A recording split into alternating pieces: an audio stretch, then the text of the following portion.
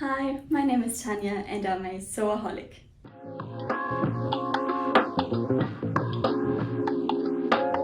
So today I am joining the hashtag Sunday Sewing Catchup, and I think it was invented by Liz from the Baker That Sews. If that's not correct and you know better, then please let me know down below. But yeah, I thought I will do that because at the moment we're not at the end of the month, so I don't want to show you all my makes I did so far, and I already told you about my plans. And yeah, I thought I will just tell you about where I'm at, what I did this week in terms of sewing, and I will start by telling you what I am wearing right now because it is a me made. And I forgot in my last video to tell you what I was wearing. So this is a dress I made a year ago, I think. And it is by the Russian pattern company Grasa. I can't tell you the number from the top of my mind, but I will insert it somewhere on the screen and let you know. And I will quickly stand up and hope you can see. It has like these a bit poofy sleeves. The sleeves are lined, and normally the whole dress would be lined, but I didn't do that. I just lined the sleeves because you get this puffy poofy effect if you do that. And then it has a high neckline. It has at the back a keyhole opening with a button closure, even though I swapped the lining for a bias binding neckline because I preferred that. And then it has a lovely ruffle, if you can see, a ruffle here at the bottom. And if I take my belt off, it is quite a loose and wide shape, but I love these wide dresses, but normally I do just like this and add a nice belt because I just prefer that style and I feel really comfortable. And the fabric is a viscose crepe I got from Rainbow Fabrics quite some time ago. It has these like little stars, white stars on a black background. Yes. So what have I been up to sewing wise this week? I have to be honest, I don't sew a lot of projects during the week normally, and also not really on the weekend. I used to, but I have quite a lot of work and I have other hobbies as well. But I try to fit in some sewing here and there, and if I am not actually sewing, I at least do something that is sewing related. But this week I finished 3 projects, and the first one was this Freya top by Tilly and the Buttons, and I just made the funnel neck, and I made the size 1, which is quite snug. So I think next time I could go a size up to a size 2. I already made the size 2 in the past, but yeah, I don't know. I'm switching between these 2 sizes with the Freya. And the fabric is a very lovely cotton jersey with this quite vibrant, sorry, I have deodorant marks on here. I wore it quite a lot this week, so that's why. It is this lovely green, vibrant green background, which I love. And then it has these very big scale flowers, and what I think makes the fabric very unique is that the color combination they use is this orange with this vibrant blue, almost violet, and then this peachy tone, peachy beige. And yeah, I wore it, I got some compliments on it, which is always nice. when you're wearing knee-made, and the cotton jersey makes it very comfy to wear. I just paired it with black jeans once and with black trousers once, and it looked really cool with a bit of jewelry. So that was make number 1 this week, which I can make the Freya in 45 minutes, I think. I have made such a lot of times that I'm really fast. And then I made this lovely hairball. And I talked about this in my sewing plans video, which went live last Monday. And it is a free pattern by Nina Lee.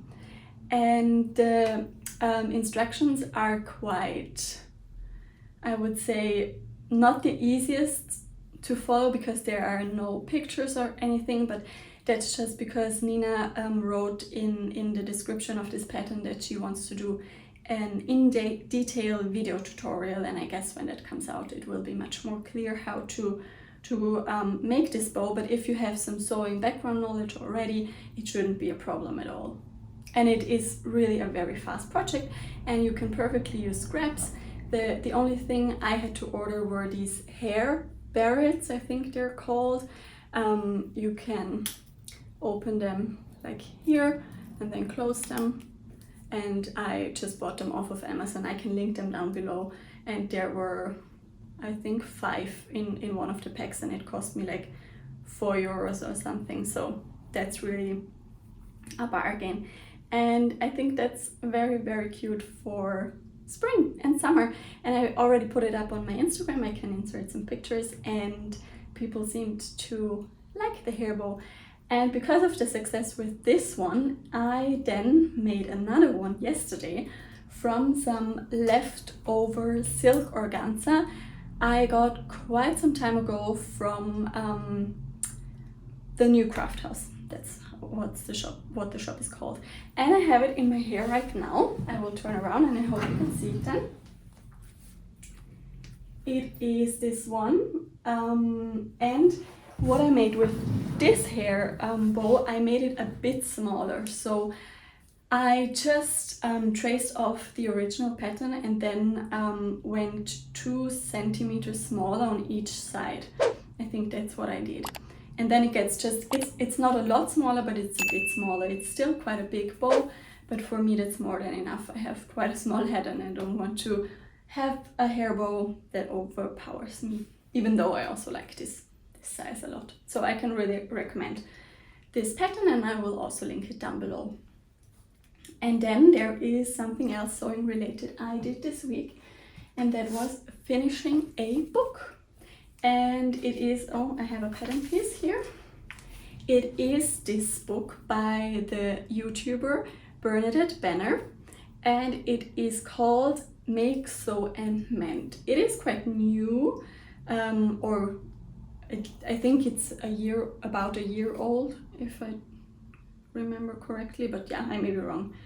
And I have to say I really enjoyed it. It has a lot of hand sewing techniques inside, a lot of mending techniques, but also some very interesting like historical ways of constructing certain parts of a garment, like for example the lacing on corsets, because Bernadette Banner is in costume design also, and she wears only period clothing from, I think, 1890 to 1914. I hope I got it wrong, but it's all in the book, and she wears fantastic like Victorian clothes and stuff. And yeah, I think this book is not only interesting if you are into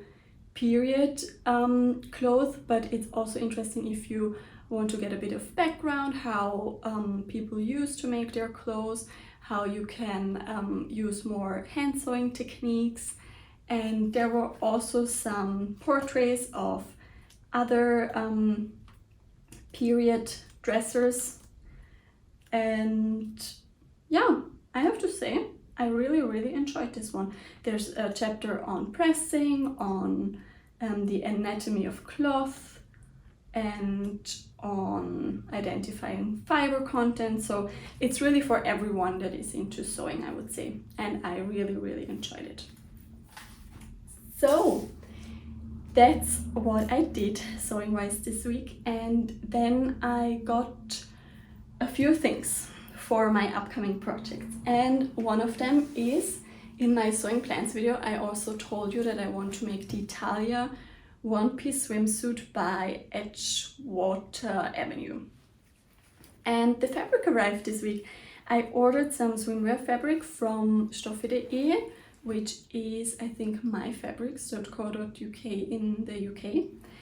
And it is this black and white leopard fabric. I think I got a meter, if I remember correctly. Yes, it is a meter. And it is white on the back, black and white leopard on the front. If I stretch it, it looks quite substantial. So I am not sure if the pattern asks me to line the swimsuit, but I think it would be okay if I wouldn't do it. But I guess we'll see. Yeah, but I think it is a very cool fabric and I'm very much looking forward to trying it out. And that's where the patterns come in that I bought this week. I bought the Talia swimsuit. Finally, I got that one. I just have to print it off. Then I also bought the Cher Skirt by NH Patterns, I think. I also mentioned all these patterns in the last video I did, which was my spring summer sewing plans, but I didn't have the patterns at that moment when I filmed the video. Now I have them. And I bought the Lova Dress by Barets Studios. So I got nearly all the patterns for my sewing plans now, and I can start. I just have to print the patterns off, and I want to save money, so I will print the A4s and stick them together, and I hate that part. I really hate sticking it together, and then always when I do that, the cats come in and they jump on the papers I spread on the floor, and then I have to see where belongs what, and yeah, it's not my most favorite part about sewing, let me say that. But yeah, my plans for next week, I still am a bit indecisive about that. I'm not sure if I will start straight away with the Talia swimsuit because I already have the fabric. That may be one project, and the other project may be the Lova dress, because as I said, I have the pattern now, I just need to stick it together, and the fabric is also already here. You can see it in my last video as well. And that one has the long sleeves, and also it is a short dress, but it has a ruffle and the long sleeves, and I think I could already wear it now if I wear it with tights and boots. And the swimsuit I will probably not be wearing right now because it is much too cold here in Austria to go swimming. So I guess the Lova dress will be my plan. And another plan I have for next week is to have a look at fabrics I can use for the dress I want to make out of the latest fiber mood issue, which is this one on the front. I think it is called the Judy dress, but I may be wrong. Let me check. Yes, the Judy dress. And I still have no fabric for this one, and I'm quite excited about this one, so I will probably have a look into what I could be buying for that dress. But that was everything from me.